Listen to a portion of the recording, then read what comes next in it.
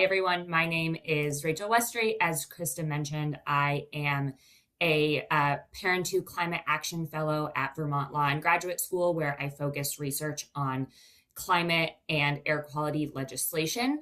But before I was at Vermont Law and Graduate School, I spent 4 years in the U.S. Environmental Protection Agency's Office of International Affairs, where I was a delegate to the United Nations Environment Assembly, to the Organization of Economic Cooperation and Development, the G7, the G20, and others. And one of the programs that I worked closely with during my time at EPA was the Montevideo Program on Environmental Law with the UN Environment Program's Law Division. And that's really where this project stems from. So I am going to share my screen.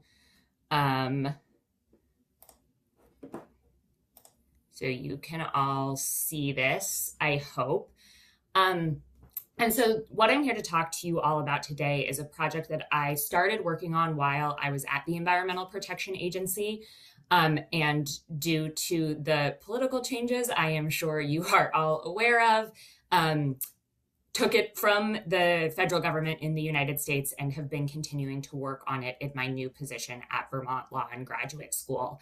And that is a model law project on air and climate pollution legislation. It's still in the early stages, and so I will talk through sort of what I have done so far and what I plan to do with you all today, with a specific focus on the standards section right now. So like I said, this project comes out of some of the work that I did at the Environmental Protection Agency, supporting the domestic implementation of the UNEA resolutions 1738 and 610 on air quality, along with Paris Agreement and nationally determined contributions pledges. So this is going to be a draft model legislation, which can be used as a baseline for countries or cities, states, regions, sort of whoever is interested, who are looking to implement or update their air quality legal frameworks. But it's not looking to reinvent the wheel. So I'm sure, as all of you know, there are a ton of amazing resources out there on air quality legislation. And so I'm really looking to have this project build on these amazing resources. So from the UN Environment Program, they have their air pollution series, including the Guide on Ambient Air Quality Legislation, which has sort of a long checklist of all of the important things that can be included in air quality legislation. And my project here is trying to go one step farther than that, to say, we know what all of the important elements are, but what does that legislative draft text look like? And the hope is that this provides a better resource for countries who can go to their legislature, to their parliamentarians, to their Congress people and say, we actually have a draft that we can use as sort of the basis to start negotiations. And so I am pulling not only from all of the UNEP resources and research that has already happened, but also from the work that's been done at the World Bank Group on integrating air quality and climate mitigation. And the hope is that all of these resources, including the model law, eventually will be published on the Air Quality Management Exchange platform that CCAC is running. And so I'm working closely with the Climate and Clean Air Coalition to ensure that this sort of resource that I'm producing is more of a collection and a condensation of the resources that already exist. So everything will be in line with each other. Oh, I did not mean to go that fast. So everything will line up with each other. And so I want to talk a little bit about why this project seemed like a good way forward in the air quality legislation world. One of the reasons is because the US EPA, along with the UNEP Environment Program, the World Health Organization, and the Global Alliance to Eliminate Lead Paint has actually proven that this model of drafting a model law to help countries tackle an environmental problem can be really successful. So in the mid-2010s, the EPA, along with all of their partners, drafted this model lead paint guidance and law for regulating lead paint. Then after the draft was produced, they actually worked with countries during workshops to adopt and implement different versions of this model law. And it has now been successfully implemented in over 20 countries. And so the sort of framework for how to produce and implement model law already existed and was successful.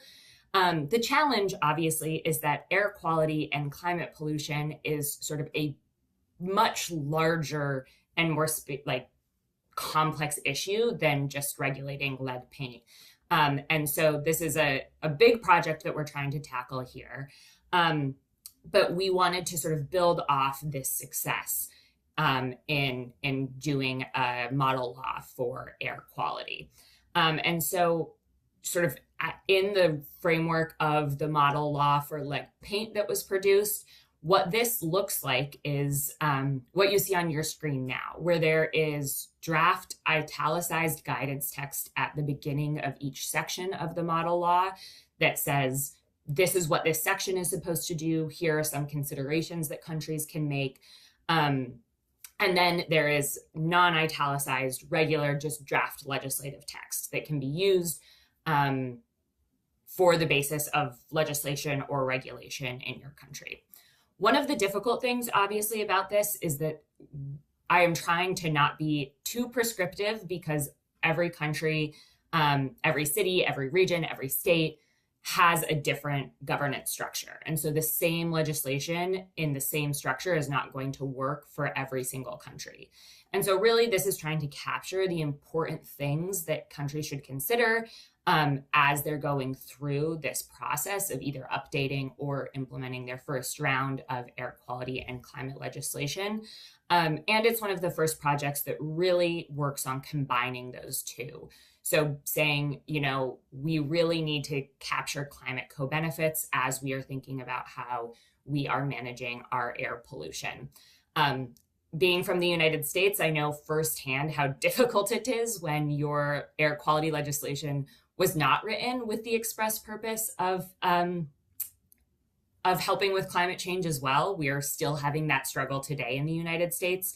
And so this project also is trying to capture some of those lessons learned from the United States, from the EU, from Kenya and Uganda and the Philippines and Japan, who have all implemented different sort of models of air quality legislation, and how we can evaluate those, what has worked, what has not worked. And all of that sort of analysis is going into the draft text that you see today. So the project itself has 7 different chapters. Today, I will be talking about the top 2 general provisions and the air and climate pollution standards. But those next 5 are things that I'm currently working on as well. So what I'll present to you today is not going to be a full law. We'll still have to work on attainment planning. The sectoral planning and emission standards, I think, is going to be a really key piece of this. We'll talk a little bit about that since we're talking about standards today. Source permitting and pollution control licensing. Additional provisions, I think that it's really important that we make sure to capture all of the best practices. And so things like, this law, if it's being implemented at a national level, is not meant to take away any ability of sub-regional or subnational governments to deal with air pollution at their sort of governmental level. And then obviously enforcement and compliance provisions to ensure that the law, once implemented, will actually be enforced. So I'll start off with the general provisions chapter. So the first thing that a general provisions chapter should do is explain the purpose and the principles behind why this legislation is being passed. So for example, the European Union Air Quality Directive establishes the objective of improving air quality to levels no longer considered harmful for human health, natural ecosystems, or biodiversity. And so that you sort of have those 3 main objectives in the European Union Directive. The Philippine Clean Air Act of 1999 includes a declaration of principles that states the state shall protect and advance the right of people to live in a balanced and healthful ecology in accord with the rhythm and harmony of nature, and specifically recognizes the polluter pays principle as a key principle behind their Clean Air Act. And so what the purpose and principles of your country's legislation or city, state, region legislation will differ depending on what sort of backs up the reason for this legislation. But I think at the core of it, it's about protecting human health and the environment.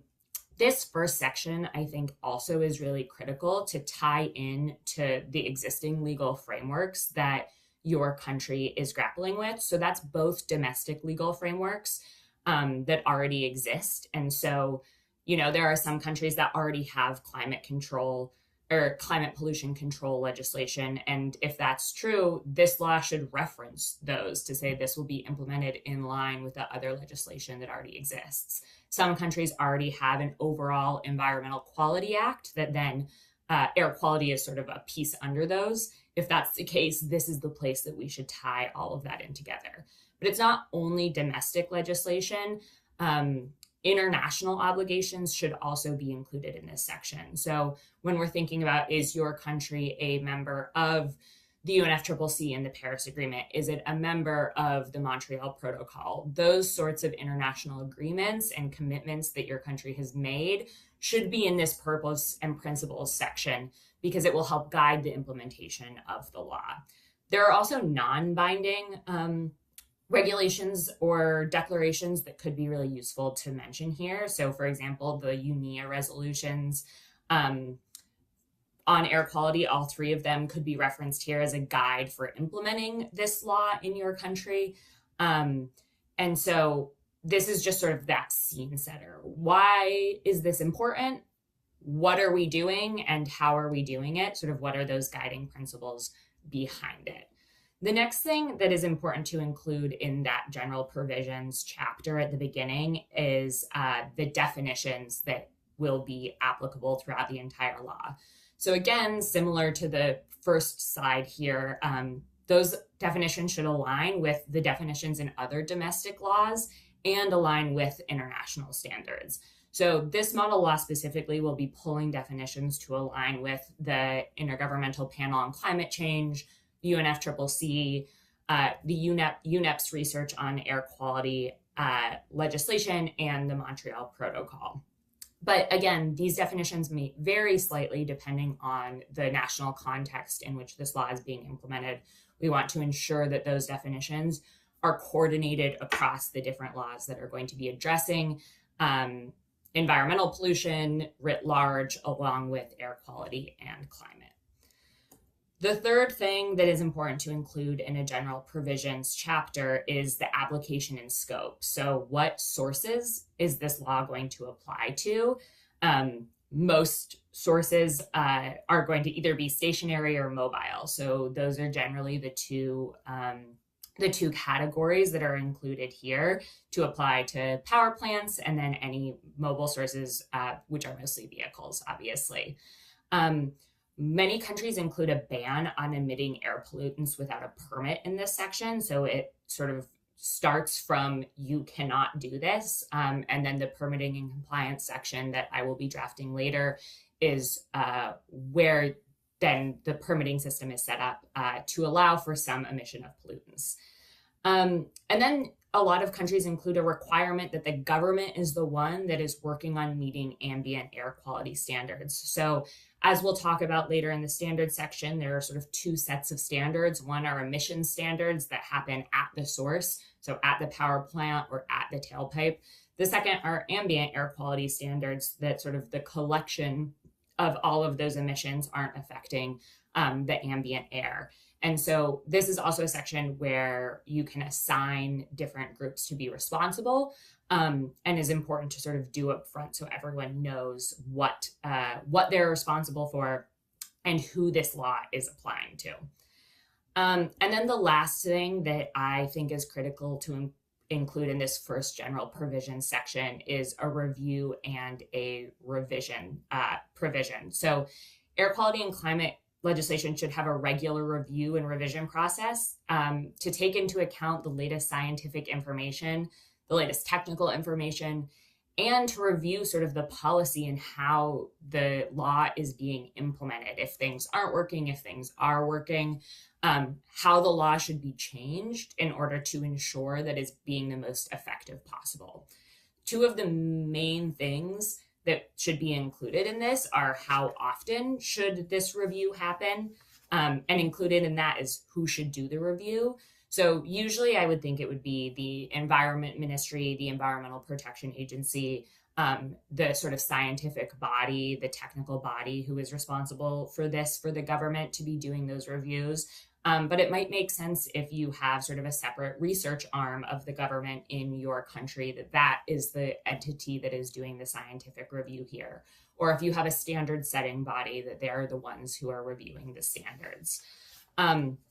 The review and the revision piece, I'm just sort of turning on my printout to where this is written, because I think what's also really important in this piece is making sure that the review and revision is assessing the things that are important to assess. So that's both sort of the scientific review if there's new information, but also progress towards achieving the standards that you've set out already, whether additional pollutants need to be covered, whether the standards that were set previously continue to be appropriate.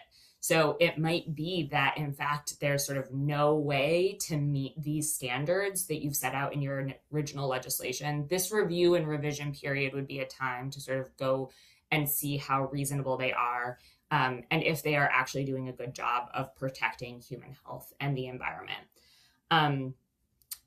You also want to be able to not only update the legislation itself, but regulation timelines. And we'll talk about that a little bit as we talk through the standards piece.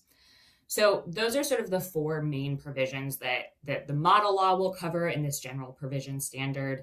And so that's the first chapter of the model law that's been drafted thus far. And now I'll talk a little bit about the second chapter, which is air and climate pollution standards. So the first thing that's important to set out in the standards section is the objective. What are the standards meant to achieve? And there are different things that matter to different countries, but I think at the core, it's important that these recognize, again, human health and the environment. So it depends on the country. The United States, for example, has what are called primary standards that are protective of human health, and then secondary standards that are protective of public welfare, which includes the environment, climate, etc. The European Union also establishes two sets of standards, one for human health and one for vegetation and natural ecosystems. What I use in the model law is supposed to be comprehensive. So the objective is to protect human health and welfare, ecosystems, and the climatic system. But if your country is at the very beginning of the air quality sort of process, it might make sense to first only pass health standards, and then in one of those review and revision processes later, be able to add standards that are more protective of other things other than human health. So the next thing that you have to do, which is a big part of these pollution standards, is ambient air quality standards. So ambient air quality standards are sort of the heart of any air quality law, and they define the acceptable level of pollution in the country. Standards should include sort of three basic pieces of information: the level or the concentration of the pollutant in ambient air, the averaging time, so the span across which you will be measuring a pollutant in the air, and then the form of the pollutant, so how compliance with the level will be determined within the average time. And I'll show you a little bit what that looks like in the next slide. So there are different ways of identifying a list of pollutants. The model law that I am drafting uses the World Health Organization air quality guidelines as the starting point. So that covers several key pollutants, including particulate matter, PM both 2.5 and PM10, ozone, nitrogen dioxide, sulfur dioxide, and carbon monoxide. Legislation in other countries I can cover additional pollutants like short-lived climate pollutants and heavy metals. We'll talk a little bit about that on the next slide.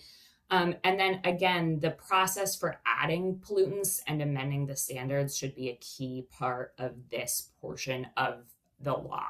You really want to be able to write in the first instance how we're going to consider about adding pollutants to this list, how we're going to amend standards, how we're going to add standards as we add pollutants. I think one of the key areas that I'm trying to focus on in this law is ensuring that it is flexible enough that countries can use it over a large span of time. Like I said, being from the United States, we've seen sort of the nature of the Clean Air Act really confine us in some areas, which has been very difficult in addressing new types of pollutants. So for how this is set up in the model law is I include an annex on the World Health Organization standards that look like this for the 6 main pollutants that the World Health Organization covers. So you can sort of see that there's an averaging time, and then you have interim targets as well. For those of you that are familiar with the air quality guidelines from the World Health Organization, they are quite strict. And so there are sort of interim targets that have been set to assist countries in getting from sort of their current air quality situation up through actually achieving the air quality guidelines that have been set out. But like I said, this is not everything. There are a lot of countries who want to regulate beyond this. So there are important other pollutants that can have ambient air quality standards: lead, mercury, methane, black carbon, and I'm sure there are others. And so one of the important things in considering this is you can sort of have a baseline for the country to adopt World Health Organization standards of those 6 main pollutants. But also it's important to sort of look at the data in your country, see what pollutants are really affecting people and ecosystems within your borders. And that can be a really good way to understand what other pollutants might be able to be covered or should be covered by a ambient air quality standard. But as I'm sure you all know, ambient air quality standards are not the best way to address all pollutants. Greenhouse gases and ozone depleting substances don't necessarily lend themselves to ambient air standards due to their global distribution and their really long atmospheric lifetime. And so many countries choose to promulgate emission standards from specific sources as a way to regulate the emission of those pollutants. You will see on the pollutants list that methane comes up twice, as do some others. There are some countries who choose to regulate both the emission standards and the ambient air quality standards for these pollutants. So in the model law here, as you might have sort of guessed from the chapter list that I laid out a little bit earlier, the purpose of including emission standards here is to establish that list of pollutants and establish the process by which countries are establishing standards. And I'm going to flesh that out much more in one of the later chapters that has yet to be written, specifically on emission standards from specific sources. But I think there are 2 different ways that countries can really go about implementing standards. And one is in the first instance, implementing standards in the legislation. So like this model law has an annex for the World Health Organization pollutants and guidelines. That's a really common way to implement standards through the enacting legislation. So if you have an annex that has the standards laid out. The second way, which is one of the ways that we have done it in the United States, is to have the law tell the Environment Ministry, the Environment Agency, the standard setting body to promulgate regulations around these pollutants. And so you can have in the law say, within the next 6 months after this law is passed, the Environment Ministry is required to promulgate regulations on the pollutants listed here. And so that's a good way to get the legislation through and understand that there will be sort of further discussion, scientific inquiry, and debate over the exact standards further along in the process. And so that's, again, a consideration based on the sort of political will in your country, the scientific data that's available, and how sort of it makes the most sense to move forward given government structures. So that concludes the second chapter on air and climate pollution standards. I just wanted to put this back up as sort of the chapters that we will eventually have written. And so these are the ones that I am working on currently. So that attainment planning, making those air quality management plans, sectoral planning and emission standards obviously is a huge one that we just talked about a little bit more.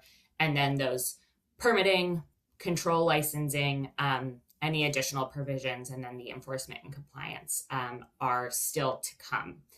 And so with that, thank you so much for listening for the last 20 or 30 odd minutes. I would really appreciate sort of any feedback that you have. I am happy to answer questions about the research that I've done so far, about the model law, about the legislation. But also you are all on the ground actually doing these things every day. And so I would love to hear from you whether you think this model is helpful, if it's useful, if it could be applicable in your country. All of those questions would be wonderful.